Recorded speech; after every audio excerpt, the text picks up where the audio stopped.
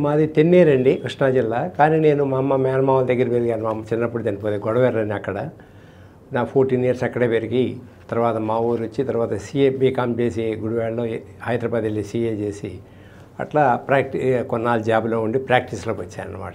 ఒక 10 years practice చేసి తర్వాత ఇండస్ట్రీ పెట్టాను. మళ్ళీ 60 ఏళ్ళు రాగానే రిటైర్ అయిపోయి ఇటువంటి పుస్తకాలు ప్రచురించడం నాకు విద్య అంటే ఇంట్రెస్ట్. అందుకని ఇప్పుడు దగ్గర 34వ పుస్తకం నేను పబ్లిష్ చేసిన పుస్తకాల్లో.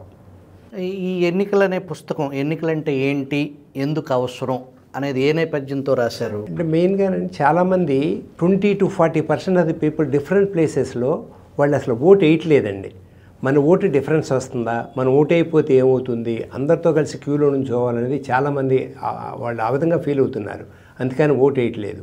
ఈ పుస్తకం ద్వారా కొంత చైతన్యం చేసి ఒక 20% ఓటింగ్ పిలిస్తే కరెక్ట్ రిజల్ట్